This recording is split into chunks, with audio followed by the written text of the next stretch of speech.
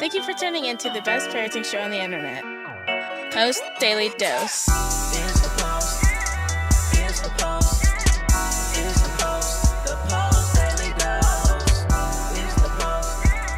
It's the Post. It's the Post. The Post Daily Dose. It's the Post.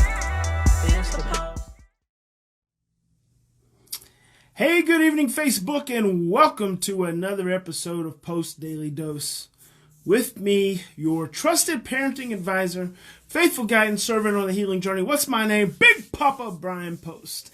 Hello, everyone. I hope you've had a fantastic, whimsical Wednesday, and you've had just a amazing, just magnitude of abundance and blessings throughout your day and positive vibrations and all that good stuff.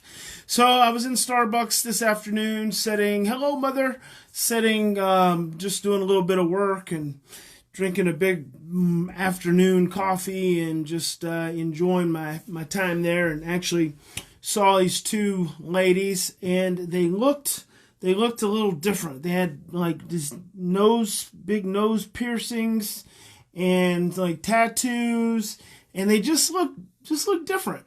Hello, Ashley. And I thought, how's the weather in Florida, Ashley? I'm so jealous. It is not good here in Oklahoma, ladies and gentlemen. Here in Big Papa land, it is cold and it is icy, and it is just downright unpleasant. And the sun is not shining. Ain't no sunshine when you're gone. Don't get me started. We'll have to go sing some karaoke or something. So be careful if you're in Oklahoma. I have to be careful. In fact, my buddy and I we're not going to work out in the morning. So it may not be a morning motivation in the morning because, Big Pop will be up early, but he still probably won't be up at 3:30. We'll see. So these two ladies are sitting there, and I'm like, I'm really curious. So I said, pardon me, if I may be so rude as to interrupt. You two ladies look different. You look, exotic. Or where are you from? They're like, well, we're from here. Ashley says it's very wet this right now, but Mr. Sunshine. Hello, Jill. Hello. And I said, where are you two ladies from? And he said, well, we're from here. And I was like, well, oh, cool. I said, well, what do you do?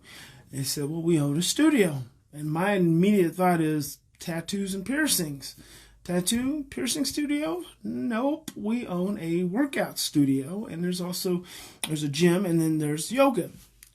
And one of the ladies went on to say that she had just returned from India, where she'd been on a 108-day training, advanced yoga training in India. And I thought, wow, that's really cool. And so they start telling me a little bit about it, and it's wherever OKC.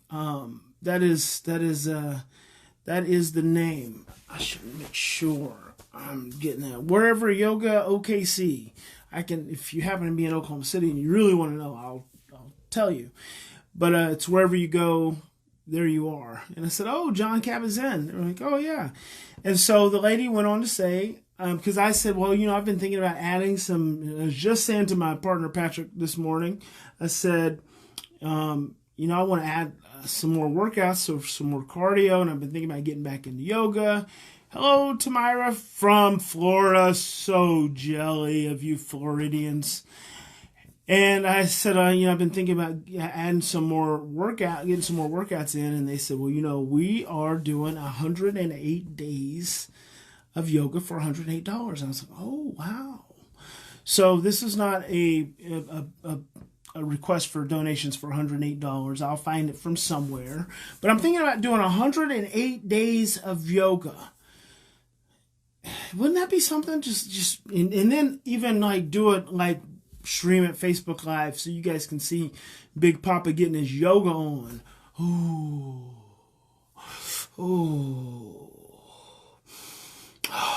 You can see it already, can't you? You feel that.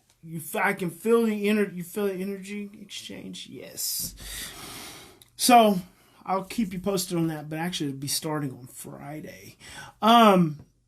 And that's the kind of thing that's needed for tonight's topic, when adults abuse children. So I went ahead and put my friend Ashley shared this with me this evening, earlier this afternoon. And so I went ahead and posted the link to this story, and it's actually been on the news. And this woman adult woman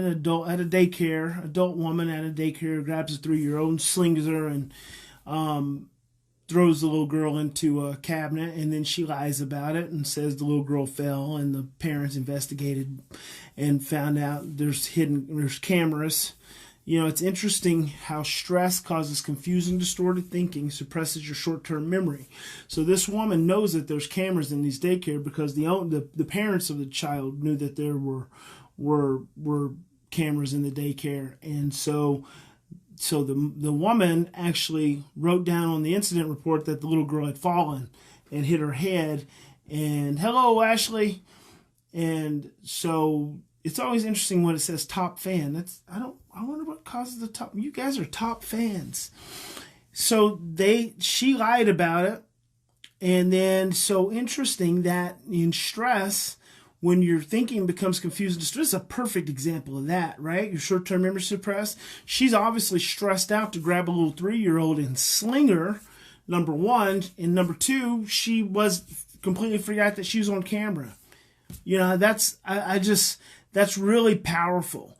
And so what's fascinating to me is that hey, Sylvia, we will immediately look at this woman, and I put this on Instagram also.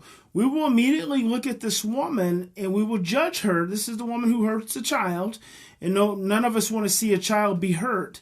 But we will immediately say, you know, there's no excuse for an adult to treat a child in this manner, and we all believe that. But if we'll stop, hello, good evening, Stefan in the Netherlands. It's probably nighttime where you're at. It is. It's like in the middle of the night where you're at, because Kirsten joined us yesterday.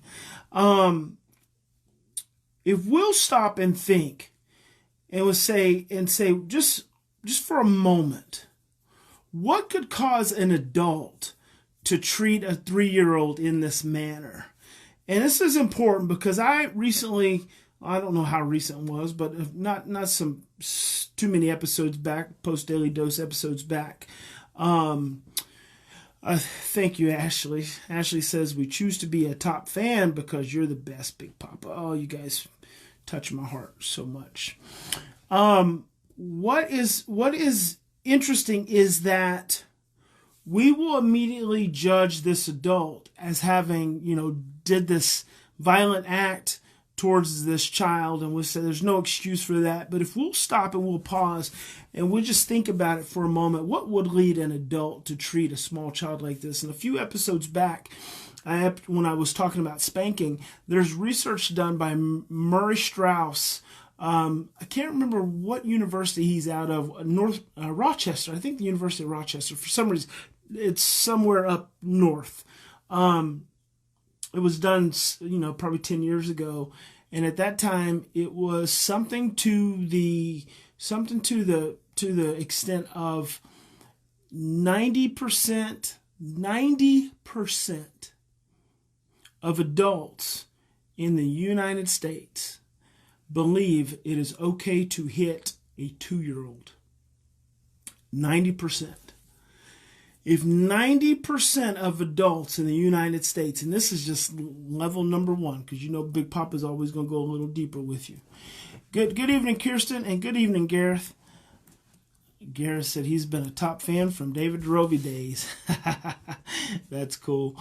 So if 90% of adults in society, in the U.S., believe it is okay to hit a 2-year-old,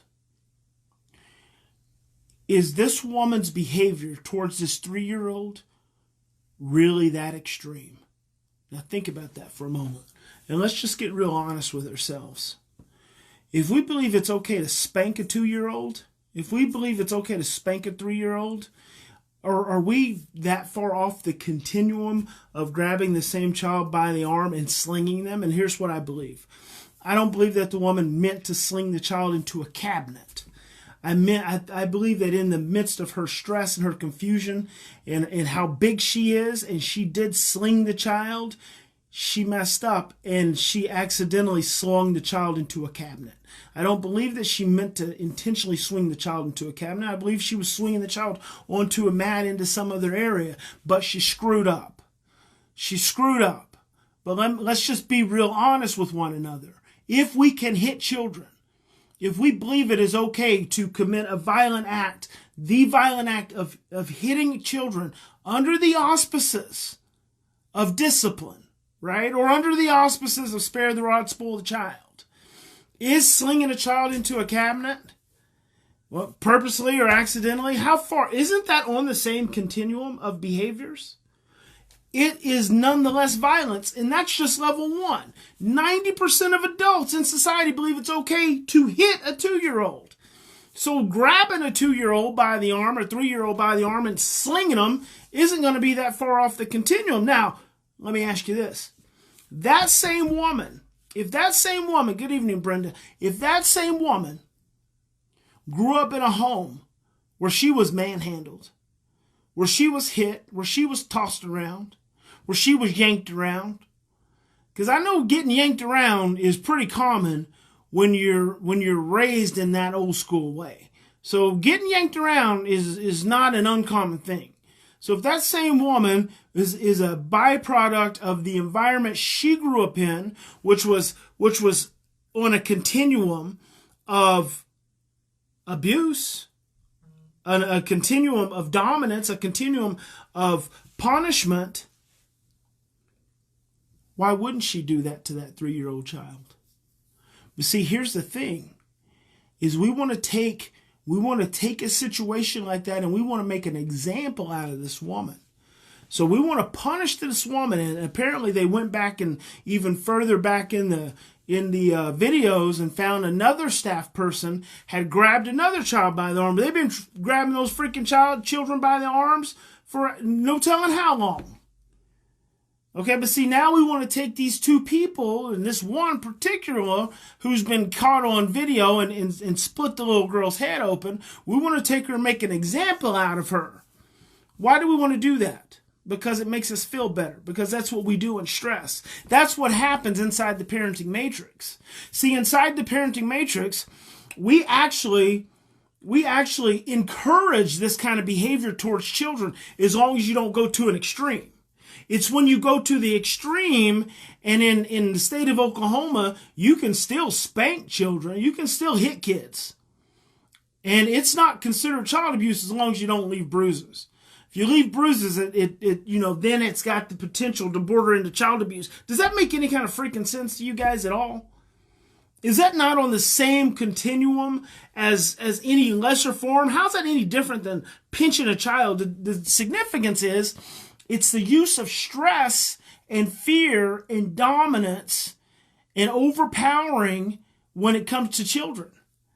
See, and what does that breed more of? It just breeds more of the same stress and fear and more generational patterns of violence and abuse towards one another. So we think that now punishing this woman, firing her from her job, she's already working at a daycare where she's probably making less than $15 an hour. I'm going to say probably $11 an hour. She probably lives in a city. She's in St. Louis, so cost of living is a little bit higher.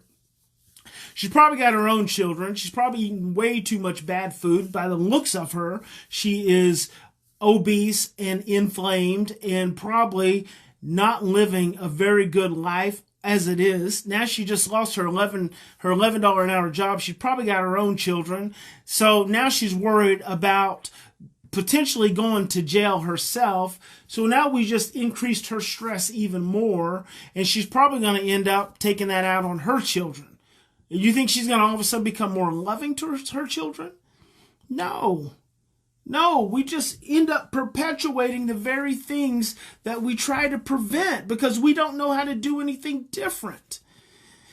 If we don't know how to do anything different, we just do more of the same thing and expect a different outcome. It's the same. I always say that spanking is on the same continuum. It's on the same continuum as timeout. It's on the same continuum as consequences. It's on the same continuum as isolation. It's on the same continuum as removal of things and privileges. It's on the same continuum of diagnosis. It's on the same continuum of residential treatment center, of restraint, of medication. All those are on the same continuum, and the common denominator of that continuum is that those things are all fear-based and create more stress. And so you take a woman who slings a child into a cabinet, splits her head open, it's still on the same continuum of stress and fear and overwhelm. And you know what the common denominator of all of those are? They sit on the same continuum as the death penalty. The death penalty. The death penalty is the far extreme of stress and fear in our attempt to control behaviors. And is the death penalty an effective deterrent to crime? No, it is not. It is not. That's why we have more prisons than universities. And prisons are continuing to grow and universities are continuing to decrease. So think about that for a moment. Think about a situation like this. And I love to think about situations like this, not because I love to think about children getting hurt, because I love to think about the reality of our society and what we do, the way we twist things and don't think through things and just continue to perpetuate the same things without doing anything different. Now, if we were so motivated, every daycare in the United States could have a training day tomorrow with all their staff and come up with some different ideas for how to manage their own stress and children's behaviors without the use of force. But you know what? That just requires too much of our little brains. It requires too much of our little brains. That requires us to actually take responsibility, number one. And number two, it requires us to be proactive. And how many daycares across America are children being abused and harmed? Every single day. And we don't see it because there are no cameras. We don't see it because you don't have parents who are advocating for their children. How many children are out there suffering? We already know they're suffering in homes being abused. And we just keep doing the same thing over and over and over again. So chastising and judging this woman, albeit the things that she did to this child are unacceptable, completely unacceptable, but to just fire her and bring her into a court of law, that's not doing anything different. That's not changing anything. That's just perpetuating the same system that generates this kind of behavior towards children to begin with.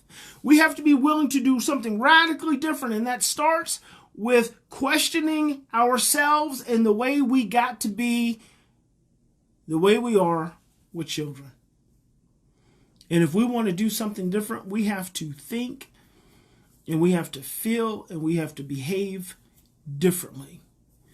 And that's where we all have two choices. We can continue to do the same thing we've always done. There's going to be daycares across America tomorrow morning that are going to open their doors and they're going to do the same things they've always done. They're going to yell at kids. They're going to smack them. They're going to put them in timeout.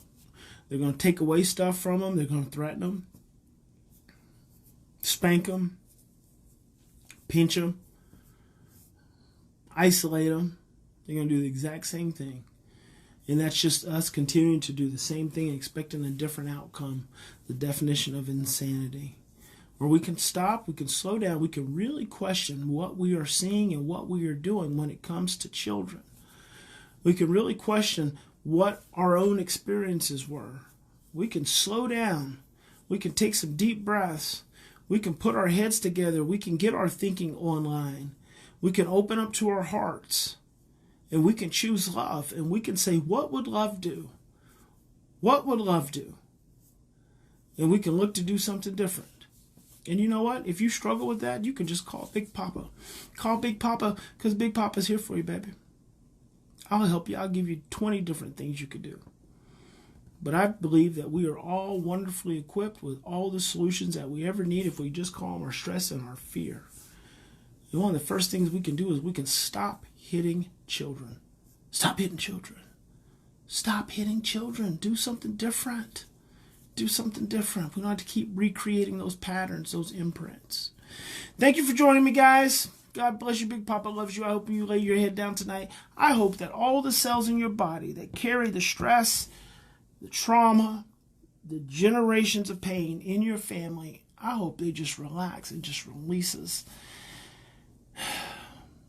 And that release of that stress out of the DNA of your body that just gets passed down from one generation to the next. I hope it releases, and I hope it lightens the load that you are now carrying, because you are capable of breaking those chains. And I hope when you wake up in the morning, you are restored, refreshed, re-energized, reinvigorated, and ready to make Thursday an amazing, terrific Thursday. God bless you. Big Papa loves you. We'll see you tomorrow.